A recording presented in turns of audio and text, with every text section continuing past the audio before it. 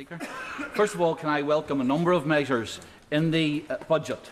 I think that the reduction in income tax thresholds is important for those who are in work and who wish to keep their income and spend it as they see fit rather than the government see fit. I think that the changes for savers again is an important change, and especially for those who are on lower incomes and for perhaps those who are self-employed, and the incentives that there are there. Though I would point out that I think that whilst the government has presented this as something, some of these changes, especially the lifetime ISAs and the help for low-income savers, many will still struggle to find the money to put aside for some of those initiatives.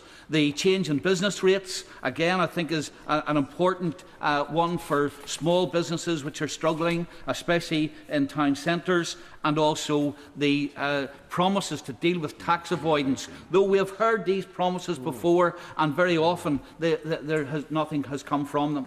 And I'll give way, yes.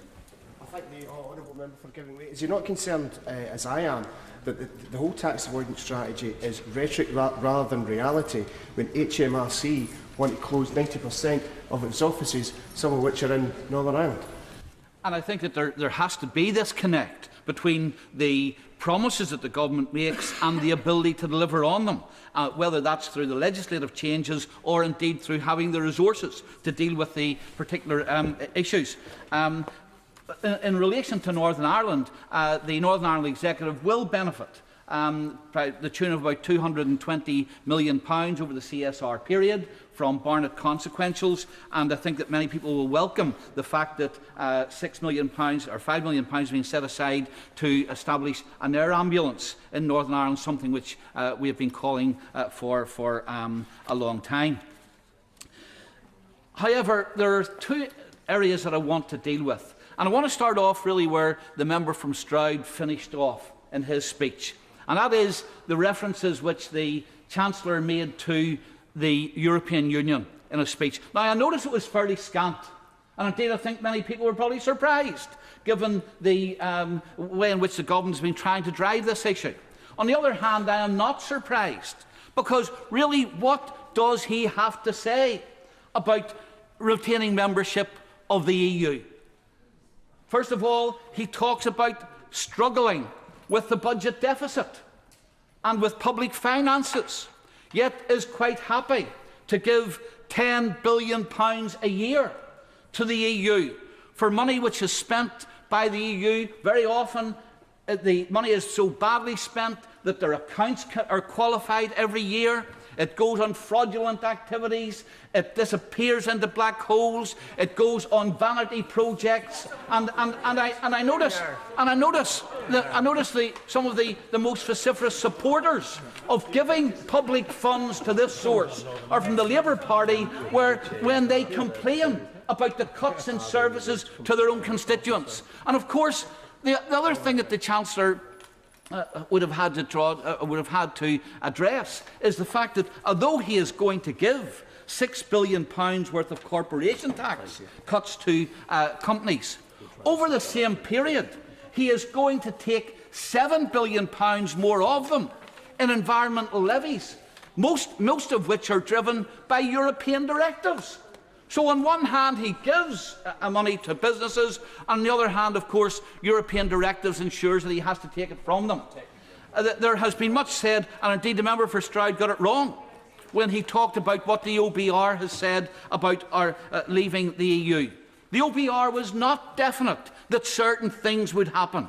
Indeed, the OBR report says that it could usher in. It could have negative impacts. It might result in greater volatility in financial markets. And that's what the Chancellor said. The ironic thing, of course, was in his speech, no sooner had he uttered those threatenings and slaughterings about jobs and investment and everything else, than he said, the very next sentence, he pointed out that since the autumn statement, Now, since the autumn statement, of course, we have had all of the uncertainty about we're going to have a referendum, the United Kingdom might vote to leave the EU. But since the autumn statement, the OBR we have created 150,000 more jobs than the OBR expected. So here we have, on one hand, all this volatility, all of this uncertainty, and yet in the face of a referendum, businesses are not reflecting that uncertainty. They're not reflecting those fears because, according to the Chancellor, they're creating 150,000 more jobs than what the OBR had expected. And I'll give way to the member, yes. I was just wondering if the honourable member was aware that 80% of businesses in Northern Ireland want to stay in the European Union. Well, of course, it depends which survey you look at, whether it's the large firms that actually benefit from the lobbying power which they have to restrict innovation and restrict the entry of small firms into markets, or whether you're looking at small businesses who are buried under the regulations and strangled by the red tape which emanates from Europe as well. But I think that the Chancellor carefully avoided too much about the EU, because there is not actually a good story to tell in budgetary terms as far as our membership of the EU is concerned. And indeed, I notice that so intent is he on ensuring that attention is not drawn to it, that in the executive summary in Chart 1, EU transactions are included with others, because they didn't even want to highlight the exact amount of money we pay into the EU. The second issue I want to deal with, however, is the issue of inequality across the United Kingdom and across sectors of the population in the United Kingdom. And the one thing, first of all, growth forecasts have been reduced. And have been reduced for a whole range of reasons.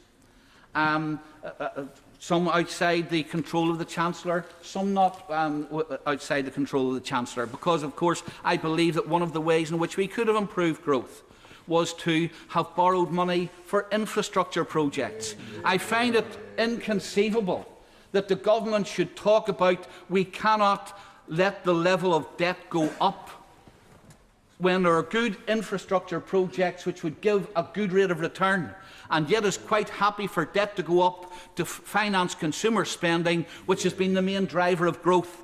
I would rather see growth driven by spending on infrastructure projects which increase productivity, which give a return, which generate tax revenues in the future, rather than putting individuals in jeopardy. If there happens to be an increase in interest rates, I'll not give way, because I don't think I'll get an extra minute on that, and therefore, if you don't mind, I won't. So, if the growth forecast is going down, the one thing which we know from experience is that it's the regions of the United Kingdom, places like Northern Ireland, places like the North East and the North West, places like Scotland, that tend to experience the greatest impact. And already, if one looks at the figures which have been produced in the budget statement, the growth rates in Northern Ireland are half of what they were in London. Indeed, there are only 2 regions of the United Kingdom that exceeded the average growth over the last 4 years. And that's London and the South East. All other areas did not experience the same rate of growth. And for that reason, I believe that there is a strong case for saying that infrastructure investment in those kinds of areas could help us to stimulate those parts of the economy and could help to bring them up. And it's one of the reasons why I'm disappointed to see that there were not more infrastructure projects announced and more commitment to infrastructure projects announced in the budget. I hope that when the for example, funding is made available for research and innovation, that places like Northern Ireland will not be excluded, because Queen's University in Northern Ireland has been one of because of its excellent research, has been one of those drivers of growth for many businesses, innovation and help in getting them into export markets. The second area of inequality is inequality within income groups. And I don't think the government can ignore the fact that we are getting increasingly a very dangerous two-nation state, where there are, at the bottom of society, those who are without hope. And even with tax cuts on the people who will pay no income tax, that benefits me as well as it benefits lower income groups. And I believe that there needs to be a greater focus on those people who find themselves without skills, without hope, without income to do the day-to-day things that they require to do. And I've got to say, when one sees the resources which are going to be devoted towards the cut in capital gains tax, as opposed to the resources which are taken off some of those who are on benefit and can't escape benefit because of disability, etc. That illustrates to me that the government has a long way to go and much thinking to do about how we deal with those who are less fortunate at the lower income end of the spectrum, and indeed who need a leg up, the people who really need a leg up and who need to have more resources devoted to them. You didn't frankly have the balls to put country before party.